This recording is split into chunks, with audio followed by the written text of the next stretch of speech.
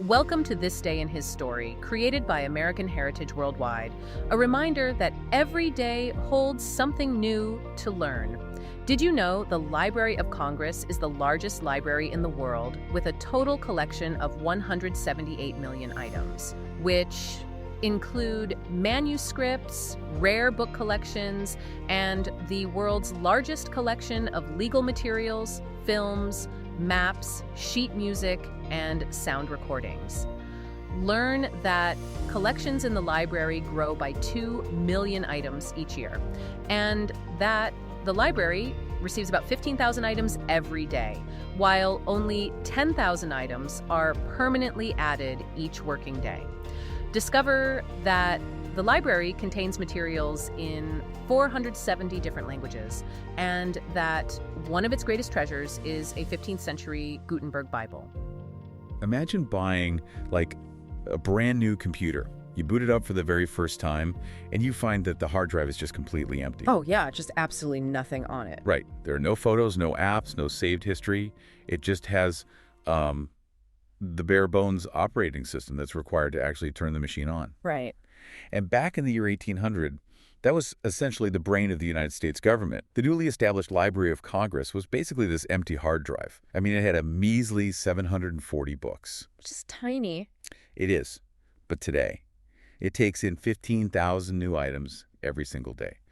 So, welcome to today's deep dive. Our mission today is to explore this fascinating stack of historical records, architectural notes, and foundational Yeah, quotes. we've got a lot of great source material today. We really do. We want to understand how this tiny little book order for early politicians transformed into what is literally described in our sources as a sacred trust. I mean, it's the largest vault of human knowledge on Earth. Okay, let's unpack this, because the beginning is just so incredibly humble. It really is. President John Adams officially establishes this library, and the very first order is just $5,000 sent over to London. Right, which, was a decent sum of money for an individual back then. Sure. But for a national library, I mean, it's a drop in the bucket. And if we imagine stepping into the Library of Congress today... Oh, it's breathtaking. Yeah, just picture those grand soaring ceilings, right?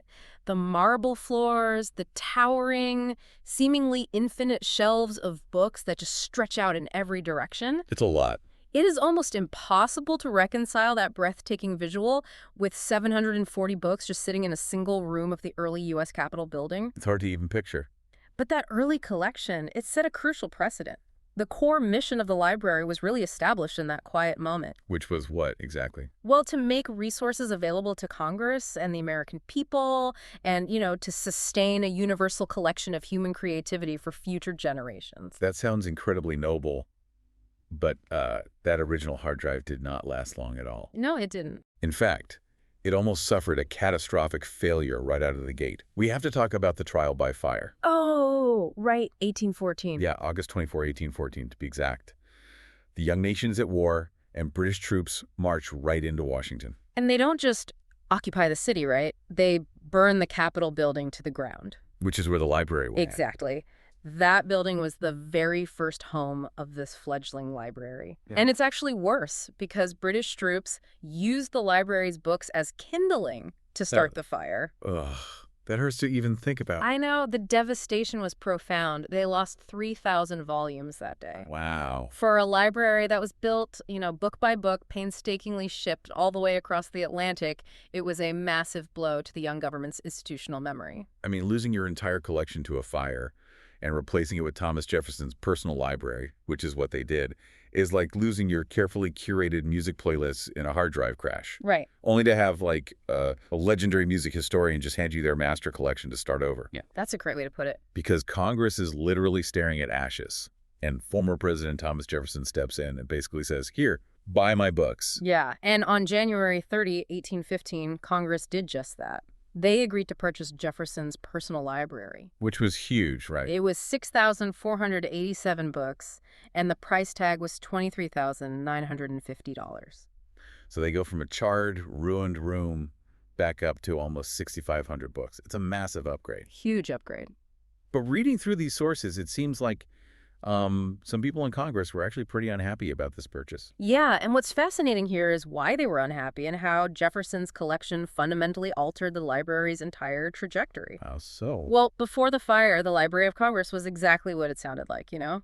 A library for Congress. Right, just for the politicians. Exactly. It was mostly legal texts, parliamentary procedures, and basically the operating manuals for running a government. But Thomas Jefferson was a polymath. He had his hands in everything. He really did. His personal library included philosophy, science, literature, foreign languages, and architecture. So you have these politicians asking, why on earth do we need books in French about European architecture to pass farming tariffs? Exactly. It was a really hard sell. Some politicians actually called his books unnecessary or even irreligious. Oh, wow. But when Congress finally agreed to buy his collection, they weren't just buying paper and ink. They were really adopting his expansive worldview. That makes sense. Yeah, Jefferson forced the institution to embrace this idea that a democratic government needs to draw from a vast, universal array of ideas, not just legal precedents. It's a total paradigm shift. It established a firm foundation that shifted the library's scope forever. It was no longer just about the law. I mean, it was about universal knowledge. Okay, so Jefferson provides this incredible, expansive foundation. But to build a truly universal collection of knowledge, you can't just rely on, buying former presidents' books every few Yeah, decades. definitely not sustainable. Right. You need a relentless engine for growth. And this brings us to what I can only really describe as the ultimate acquisition hack. Ah, the copyright law of 1870. Yes. So we jump forward a bit in the timeline. Abraham Lincoln is president in 1864, and he appoints this man named Ainsworth Rand Spofford as the 6th Librarian of Congress. A very important figure. Extremely. Yeah. And Spofford looks at the current system and realizes it's just completely inefficient. Right, because Spofford realized that to truly capture the American experience, the library couldn't just rely on a fixed budget to actively go hunt for material. Which is what they were doing. Yeah, up until then, they had to use appropriated taxpayer funds to go out, find a book, and buy it. He knew that if they kept doing that, they would just always be behind. It's too slow. Exactly. The material had to come to them by default. And his solution is absolutely audacious. I mean, he helps push through the copyright law of 1870. It changed everything. It really did. This law demands that 2 copies of every published work in the United States must be deposited at the Library of Congress in order to be registered for copyright protection. Yep. Wait, so Spofford essentially hacked the U.S. legal system. He created a law saying, if you make something and want legal protection, you have to give us 2 copies for free. That sounds like the ultimate legal life hack for a hoarder. It kind of does, but if we connect this to the bigger picture, it was a brilliantly visionary mechanism. Okay, defend him for me. Well, he tied intellectual property protection directly to a mandatory cultural donation. Before this, they were a passive repository. But after 1870, they became this active, breathing archive of the nation's output. That's a good point. And the law explicitly included not just books, but pamphlets, maps, prints, photographs, pieces of music. Oh, I have to stop you there because the list in the source material gets wild. It does get pretty specific. It included paintings, drawings, statues, models, or designs for fine art. Statues. They wanted 2 copies of your statue. I know, it sounds crazy, but it's because they wanted to capture the totality of American creativity. I mean, they definitely cast a wide net. This single law caused the library's collection to just drastically explode. If you created something of value and wanted legal protection for it, you contributed to the national memory. It was basically an automatic pipeline of culture. But that pipeline creates a massive physical crisis, right? Oh, inevitably. If every single author, artist, photographer, and map maker in the United States is suddenly mailing you 2 copies of everything they make, the pipeline is going to flood the reservoir. And that's exactly what happened. The U.S. Capitol building literally ran out of room. Like books and mail bags were piled up in the hallways, just blocking doors. A total logistical nightmare. The Capitol simply could no longer contain the collection. Right, so they needed permanent, dedicated monuments to knowledge. The spaces had to match the sheer scale of Spofford's ambition. It wasn't just about throwing things in a closet anymore. No, this wasn't just about storage. It was about managing an unprecedented flow of information. So they finally built a dedicated home. The permanent building, what we now call the Thomas Jefferson Building, opened in 1897. A beautiful building. And looking at the architectural notes we have, it is a gilded marble palace. It's designed to inspire awe. But of course, the copyright pipeline never stops, so the collection just keeps growing. They fill it up fast. Yeah, so they add the John Adams Building in 1939. And finally, the massive, sprawling James Madison Building was dedicated on April 24th, 1980. Which, importantly, was exactly 180 years to the day after the library's founding back in 1800. I do love a good historical anniversary. It's a nice touch. And naming that third building after Madison is a really fascinating choice. I mean, he was the fourth president, the father of the U.S. Constitution, and the Bill of Rights. But why name this colossal modern structure after him specifically? Well, because Madison was famously a man of books. He was an enlightened statesman who deeply believed that the power of knowledge is absolutely essential for individual liberty. Okay, that fits perfectly. Yeah, his whole thing was that you cannot run a free, democratic society if the public and the policymakers are ignorant. Right. And the architecture of these buildings reflects this philosophy. They aren't just sterile storage facilities. They are these grand, inspiring spaces that honor the idea that democratic power relies on an informed public.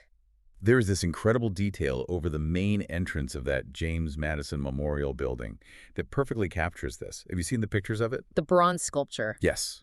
It's a 4-story bronze relief by the artist Frank Eliscu, and it's called Falling Books. It's massive. Now, a 4-story bronze relief of falling books honestly sounds exactly like the chaotic state of my nightstand during a heavy reading binge. Right.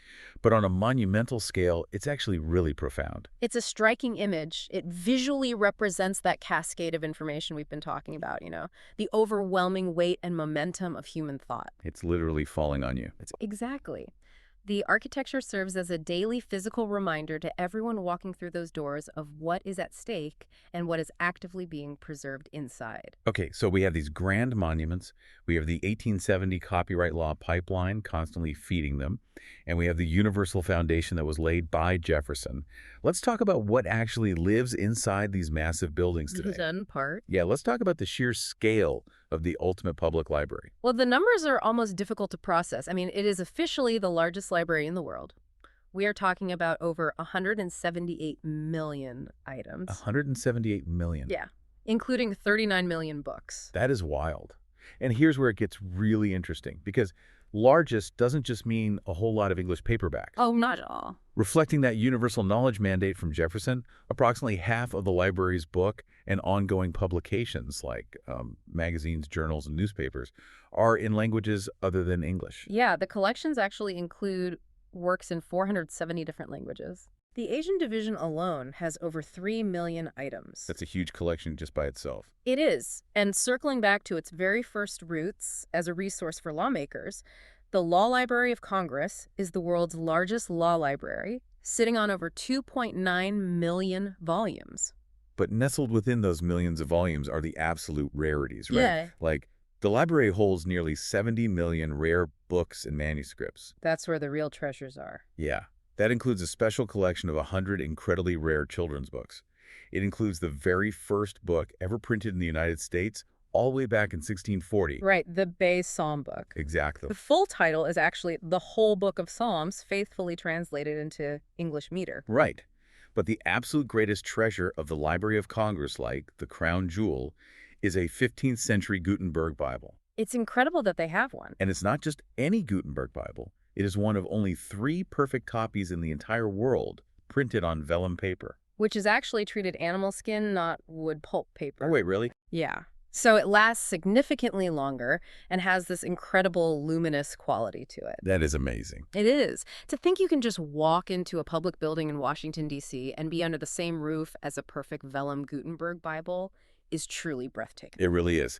But there is a part of this massive scale that absolutely broke my brain when I was reading through these sources. What is that? We talked about Spofford's copyright pipeline, right? Yeah.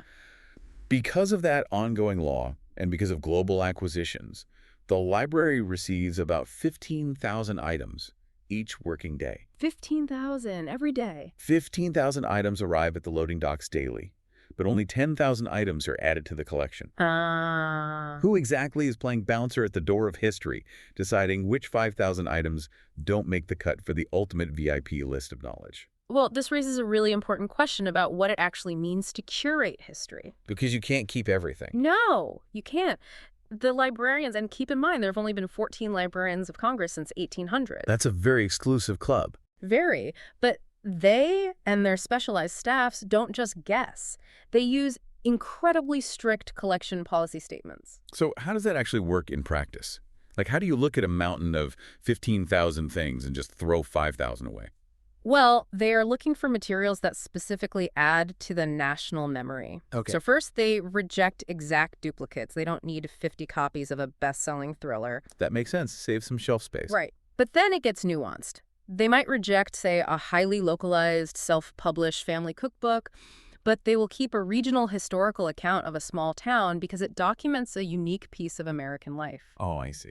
Imagine a librarian sitting down every afternoon looking at a self-published pamphlet or a niche trade magazine and having to decide, will historians 300 years from now need this to understand who we were?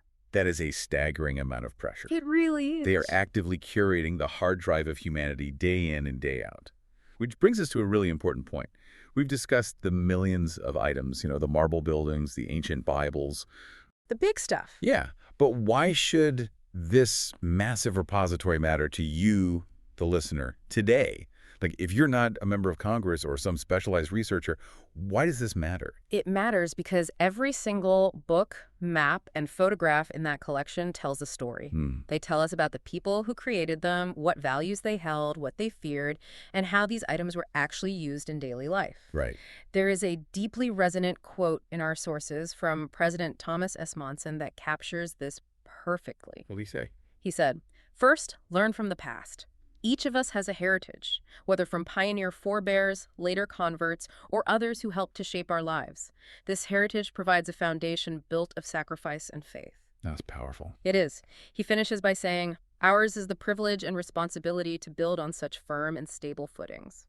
So what does this all mean? I mean, this isn't just a vault for old paper, right? It is the firm footing Monson is talking about. Yeah. And the best part, you actually have access to this. You can go get a library card at the Library of Congress. Anyone can. Or, if you can't make it to Washington, D.C., you don't have to go there in person. Yeah. You can visit the Library of Congress online and explore millions of digitized items right from your own couch. It's an incredible resource. It really makes you think about your own community, too. Like, what have you found of interest in your personal or local library? Because the DNA of the Library of Congress, that commitment to a shared foundation, is in every single local branch across the country. Yeah, the library isn't just an archive of the dead. It's an active, working toolkit for the living to understand our shared foundation. I love that. A toolkit for the living. It is a place where we go to make sense of who we are by looking at everything we've ever been. It is the ultimate storybook. But as we wrap up this deep dive, there is one detail from the sources that just keeps echoing in my mind. And it completely changes how we look at the future of this sacred trust. Oh, what's that? Well, think back to Ainsworth Rand Spofford and his audacious 1870 copyright law. The one that hacked the system. Right. That law required 2 physical copies of every published work. Okay. If you painted something, sculpted something, or printed a pamphlet, you mailed 2 tangible objects to D.C. to successfully capture the essence of society back then. Right. Very physical. And that was enough to build this physical campus of knowledge. Mm-hmm. But today, we live in a world where billions of thoughts, images, and videos are generated and just vanish into the digital ether every single second. Oh, yeah. It's an ocean of ephemeral data.